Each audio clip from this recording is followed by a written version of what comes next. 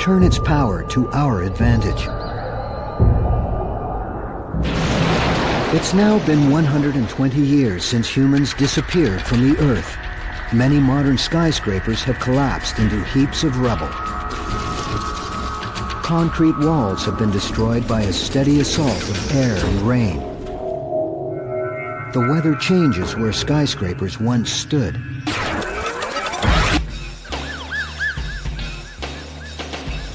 When we ruled the planet, asphalt absorbed 95% of the sun's heat.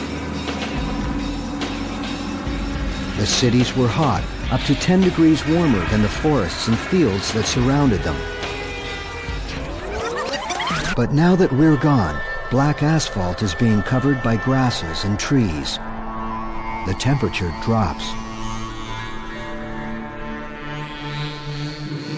The climate is changing outside cities too. Global warming is finally ending, thanks to the oceans. For the past century, churning waves have sucked carbon dioxide into the top layers of the seas.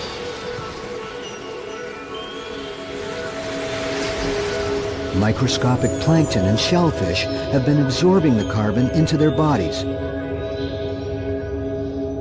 As they die, they sink to the bottom of the ocean, taking our carbon dioxide with them. 120 years after the last cars stopped running, much of their exhaust is finally being buried.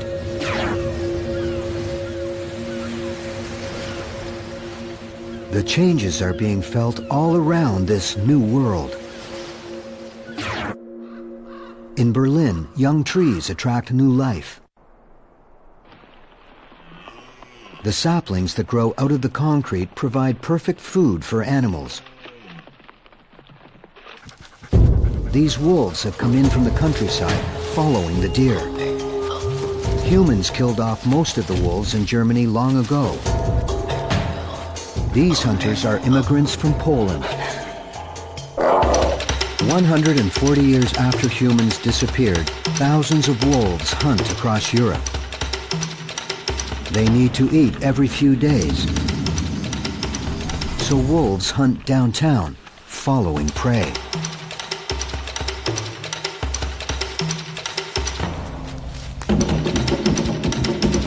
The urban jungle has become a new killing ground.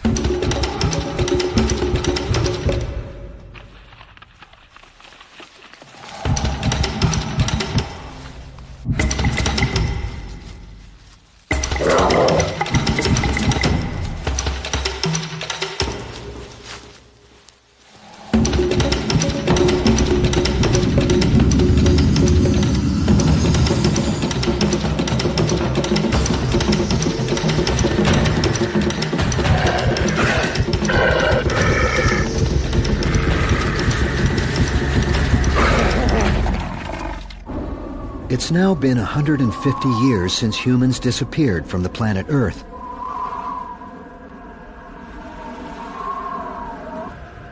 With no black roads or roofs, cities are colder than before. In northern cities, more snow falls and stays longer. Packs of wolves keep themselves fed through these colder winters.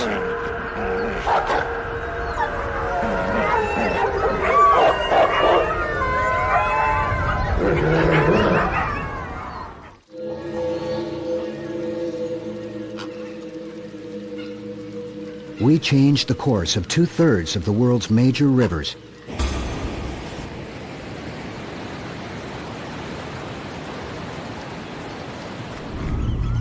This is the River Thames in London, England. Humans tried to tame this river for over 1,000 years. But now, it's breaking free. Its high tides and storm surges regularly threaten to flood the city. One of the world's largest systems of floodgates was built to hold the waters back.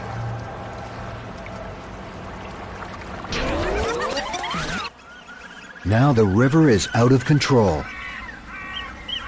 Tides have sucked boats into bridges, creating dams.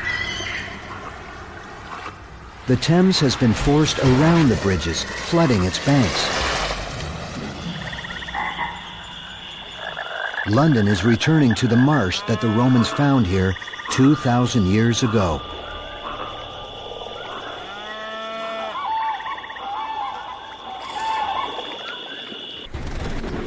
Half a world away, the problem is too little water.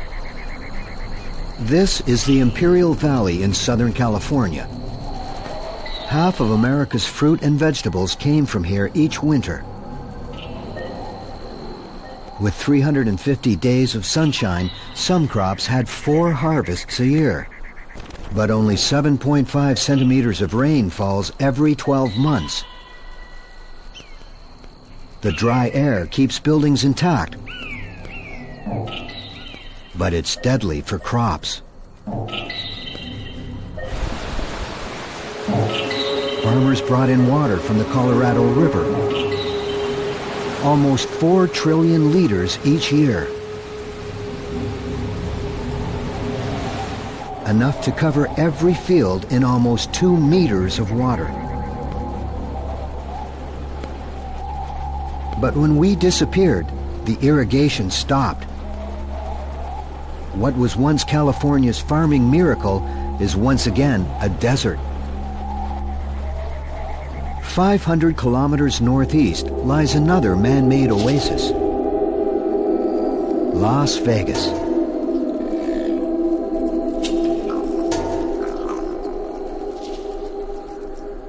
Built in the middle of a desert, its casinos and fountains used water brought in by electric pumps. When the power went off, the taps went dry. The desert is reclaiming the city.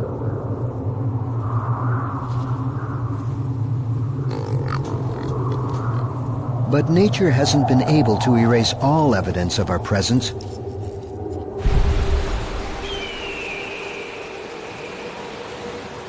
This is the Colorado River. It hasn't changed much in the 150 years since we left. Before the modern age, this river was much deeper and stronger. It carved the Grand Canyon.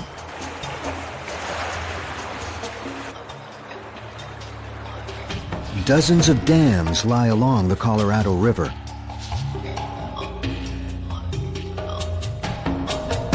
Cutting the river down to a stream when it reaches the ocean in Mexico. Its massive power is locked in the reservoirs we created.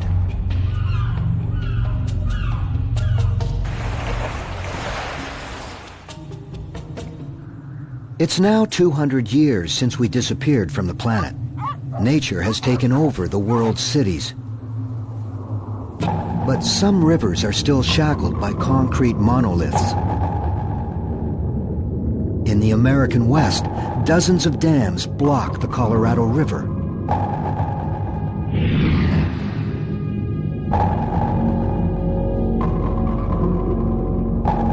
The largest of all is the Hoover Dam. As tall as a 70-story building.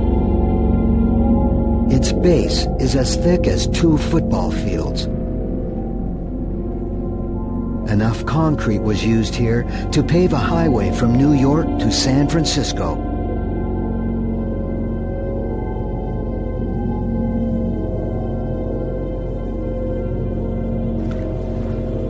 The dam created the reservoir of Lake Mead.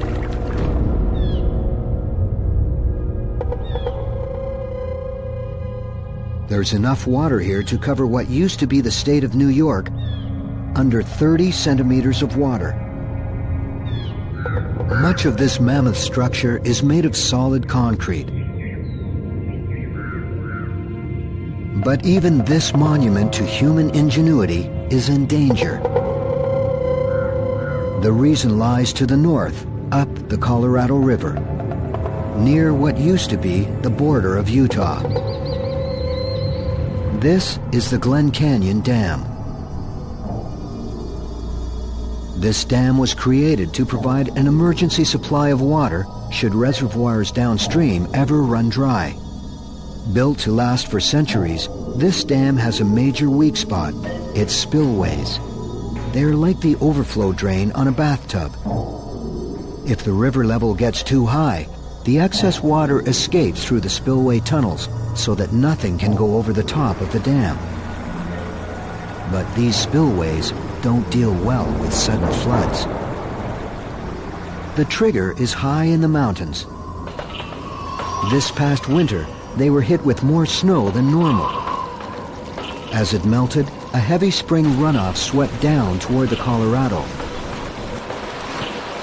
And floodwaters are heading for the dam. After centuries of rust, the gates that controlled the spillways have collapsed. The water surges through tunnels deep inside the dam. And as it does, something strange happens. Low-pressure bubbles form in the water. They cause large explosions that eat their way through the rock towards the dam itself. Even without us, special concrete ramps in the spillways prevented this from happening. But after 200 years, there's too much erosion in the tunnels.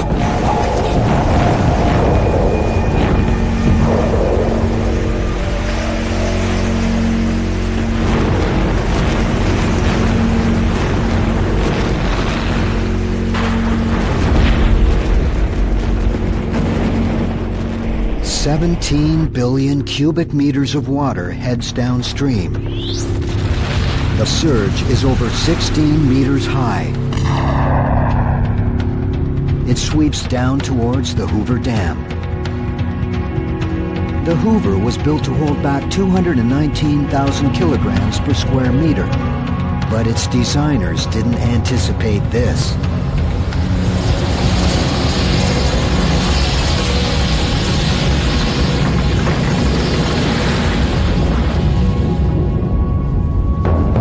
Water pours over the Hoover Dam and sweeps away everything in its path.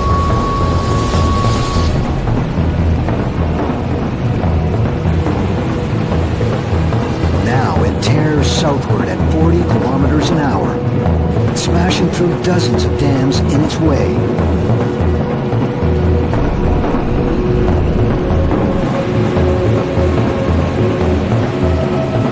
After 18 hours, it reaches the Gulf of California.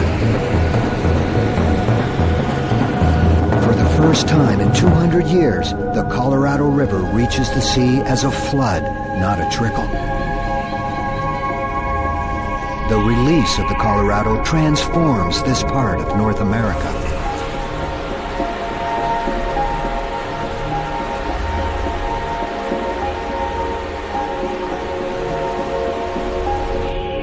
A vast marsh, once one of the wonders of the Americas, will be revitalized. Hundreds of species find new homes as nature erases one of our greatest achievements.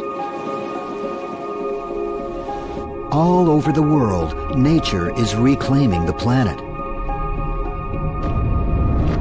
In France, parts of Paris are a marsh again.